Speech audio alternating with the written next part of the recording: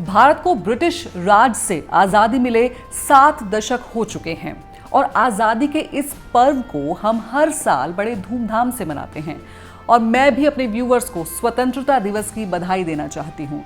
हर बार की तरह 74वें स्वतंत्रता दिवस का जश्न भी आप हर न्यूज़ चैनल पर देख ही लेंगे। हम लोग फिर से तिरंगे के रंगों वाले कपड़े पहनेंगे, अपने गालों पर तिरंगा बनाएंगे, सेल्फीज लेकर सोशल मीडिया पर डालेंगे और फिर सब भूल जाएंगे। मतलब हमारी देशभक्ति खत्म और नॉर्मल लाइफ शुरू। नमस्कार, जय हिंद। आप देख रहे हैं कैंडिड व्यूज। मैं हूं योजना भारद्वाज। आप में से कई लोग ये सोचेंगे कि इस वीडियो में ऐसा क्या खास है। आज मैं बात करूंगी ऐसे 15 अहम मुद्दों की जिनसे हम कहीं ना कहीं रोजमर्रा की जिंदगी में रूबरू जरूर होते हैं, पर फिर इन्हें नजरअंदाज करके आगे बढ़ जाते हैं। लेकिन वहीं भारत के करोड़ों लोग इन्हीं 15 अहम मुद्दों में उलझकर अपनी जिंदगी बदहाली में काट रहे हैं। इसमें दो राय नहीं कि भारत देश ने पिछले 7 दशकों में बहुत तरक्की की है। आज हम कई सेक्टर्स में आत्मनिर्भर हो चुके हैं। मैं यहाँ बैठकर आप लोगों तक अपनी बात रख पा रही हूँ, ये भी हमारे देश की तरक्की का एक उदाहरण है। मगर एक बड़ा सवाल ये है कि क्या ब्रिटिश सरकार से मिली आज़ादी और इस तरक्की को हम असली आज़ादी मान सकते हैं? अंग्रेजों से आज़ादी तो हमने पा ली, लेकिन अपने देश में होने वाली बुराइयों और कुरीतियों से हम कितना आज़ाद हो पाए हैं? कुछ लोग अपने आप को इतने ज़्यादा आज़ाद मानते हैं कि वो कोई भी मनमानी कर सकते हैं, बेशक से सामने वाले को उसकी भारी कीमत क्यों ना चुकानी पड़े। और वहीं कुछ लोगों तक सही मायनों में पूरी तरह से आज़ादी पहुंची ही नहीं। हमारे देश में आज़ादी को लेकर इतनी असमानता क्यों है? क्या होती है असली आज़ादी? क्यों ज़रूरी है आज़ादी? आज़ादी की आड़ में हम कैसे कर रहे हैं मनमानी और कैसे छीन रहे हैं एक दूसरे की आज़ादी? आज बात करेंगे आज़ादी के इन सब पहलुओं पर। भारतीय संविधान में नागरिकों को 6 मौलिक अधिकार यानी फंडामेंटल राइट्स दिए गए हैं। पहला, समता या समानता का अधिकार। दूसरा, स्वतंत्रता का अधिकार। तीसरा, शोषण के विरुद्ध अधिकार। चौथा, धार्मिक स्वतंत्रता का अधिकार। पांचवा, संस्कृति और शिक्षा संबंधी अधिकार। और छठा, संवैधानिक अधिकार। ये अधिकार सभी भारतीय नागरिकों को नागरिक स्वतंत्रता प्रदान करते हैं, जिससे भारत के सभी लोग भारतीय नागरिक के रूप में शांति के साथ समान रूप से जीवन यापन कर सकें। ये वो अधिकार हैं जिनके बिना व्यक्ति अपना पूर्ण विकास नहीं कर सकता।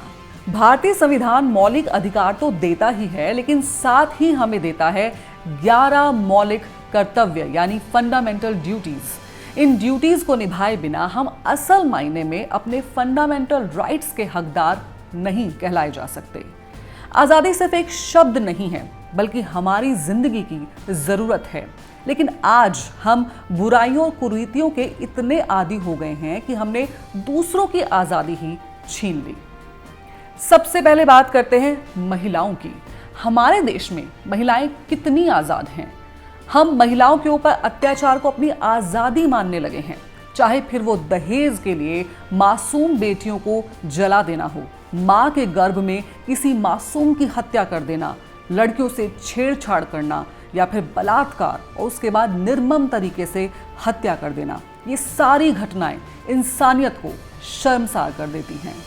सरकार के लेटेस्ट आंकड़ों के मुताबिक हमारे देश में हर 15 मिनट में रेप का एक केस रिपोर्ट होता है। इसका मतलब 24 घंटे में करीब 96 केसेस। इसके अलावा दहेज के मामलों में हर साल करीब 7200 लड़कियों को अपनी जान गंवानी पड़ती है, यानी हर रोज करीब 20 मामले।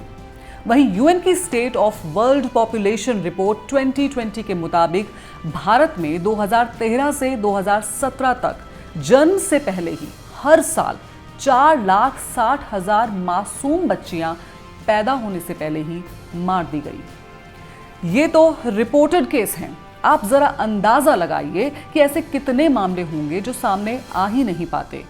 क्यों महिलाओं को सिर्फ एक कमोडिटी या फिर बर्डन समझा जाता है? कब महिलाओं को मिलेगी जीने की आजादी, सुरक्षा की आजादी, स्वाभिमान की आजादी?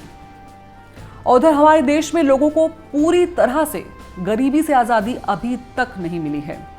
आंकड़ों की माने तो हालात पहले से थोड़ा सुधरे हैं, लेकिन अभी भी देश की आबादी का बड़ा तबका ऐसा है जिन्हें मालूम नहीं होता कि उन्हें रात को सोने से पहले खाना नसीब होगा या नहीं। हमारे देश में इकोनॉमिक डिस्पैरिटी इतनी ज़्यादा है कि अमीर और अमीर हो रहे हैं और गरीब और गरीब। कुछ समय पहले की एक रिपोर्ट देखें तो भारत के 1% अमीर लोग देश की कुल संपत्ति के करीब 73% के मालिक हैं। ये जो अमीरी और गरीबी में गैप इतना ज़्यादा है, उसे भरना बहुत ज़रूरी है। नहीं तो देश कितनी भी तरक्की कर ले, लेकिन वो तरक्की सिर्फ एक दिखावा भर होगी। अब बात करते हैं बेरोजगारी की। हमारे देश में बेरोजगारी तो पहले से ही थी, लेकिन रही सही कसर कोरोना जैसी महामारी ने पूरी कर दी। CMIE यानी centre for monitoring Indian economy ने हाल ही में डाटा जारी किया है, जिसके मुताबिक जुलाई में बेरोजगारी दर 7.7% है, जो पिछले मई जून से थोड़ा बेटर हुई है। लेकिन सच्चाई यही है कि कोविड की वजह से काफी लोगों ने अपनी नौकरी खोई है। वहीं हरियाणा, दिल्ली, बिहार, राजस्थान, तेलंगाना और आंध्र प्रदेश में unemployment rate national unemployment rate से भी ज्यादा है। CMI के मुताबिक दिल्ली और हरियाणा में हर 5वां व्यक्ति बेरोजगार है। हमारे देश में बेरोजगारों को चाहिए काम करने की आजादी। एक देश और समाज वाकई में विकास कर रहा है या नहीं, इसे जानने के 2 बेसिक इंडिकेटर्स हैं। पहला है लिटरेसी यानी साक्षरता, और दूसरा इंडिकेटर है लेवल ऑफ एजुकेशन। जब तक हम इसे पूरी तरह से अचीव नहीं कर लेते, तब तक हमारी इकोनॉमिक और सोशल कंडीशन पूरी तरह से नहीं सुधर सकती। और इसी को ध्यान में रखते हुए राइट टू एजुकेशन एक्ट 2009 संसद में पास हुआ, जिसमें सभी 6 साल से 14 साल तक के बच्चों को मिली पढ़ने की आज़ादी। इस एज के बच्चों के लिए मुफ्त और अनिवार्य शिक्षा के अधिकार को माना गया मौलिक अधिकार।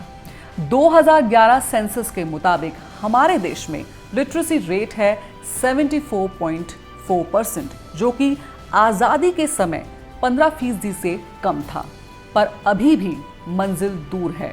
भारत के अन्य राज्यों को केरला से सीखने की जरूरत है, जहां लिटरेसी रेट करीब 94% है, ताकि हमारे आने वाले भविष्य को मिल सके पूरी तरह से पढ़ने और आगे बढ़ने की आज़ादी। वहीं school drop outs, child labour और चाइल्ड मैरिज भी हमारे देश के सामने बड़े चैलेंजेस हैं, जिन पर हम सबको गंभीरता से विचार करने की जरूरत है। अगला बड़ा मुद्दा है भ्रष्टाचार।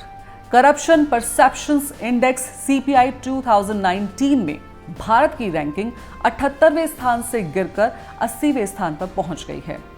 ये समस्या हमारे देश के अलावा कई और देशों में भी है।